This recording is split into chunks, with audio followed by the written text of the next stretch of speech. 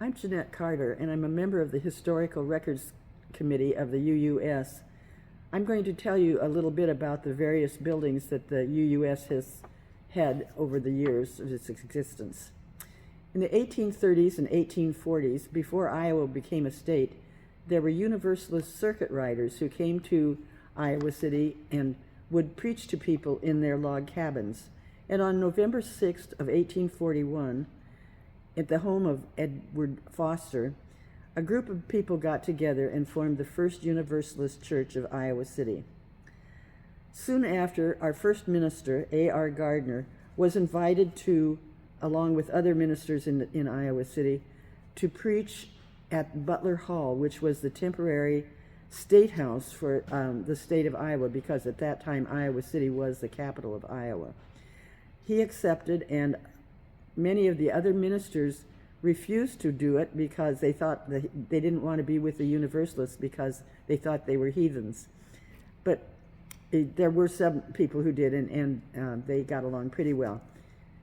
But in several years later, the Universalists decided to buy their own building, and they did. They bought a small building, a small brick building on Dubuque Street for $90 and used it for a few years.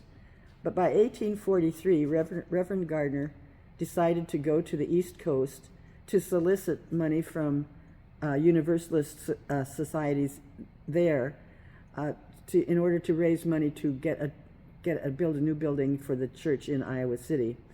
And two of the prominent people who were taking part in that were Horace Greeley and P.T. Barnum. That church was finished in 1844, and it was this brick building, and as I said, it's on Dubuque Street, and it had a slogan on its front gable that said, "He that is our God is the God of our salvation." Well, by 1868, they really needed a larger building, and so one was constructed at that point, also on the corner of Dubuque and Iowa Avenue, but it was destroyed by fire before it could be used.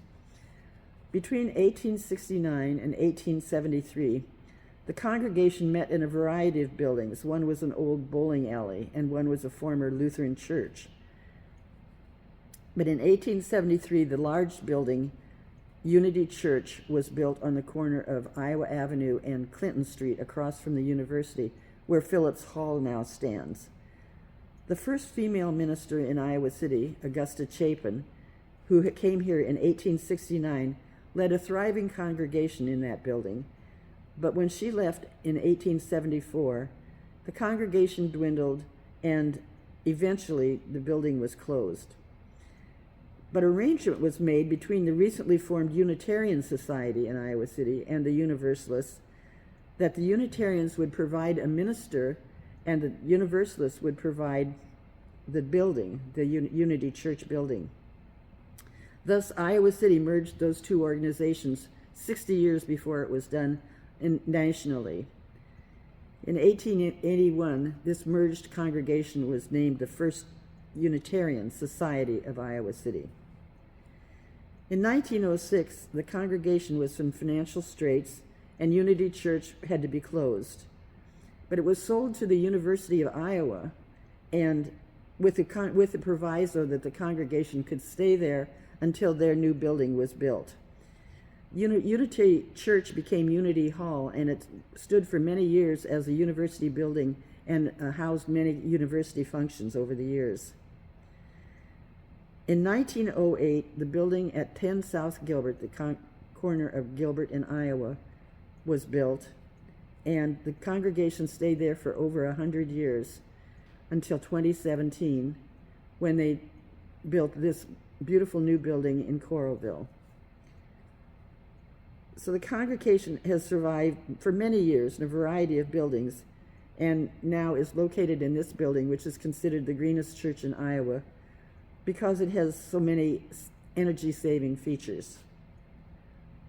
Through all these years, the society, despite many hardships and challenges, has remained a constant presence for liberal religious thought in Iowa City.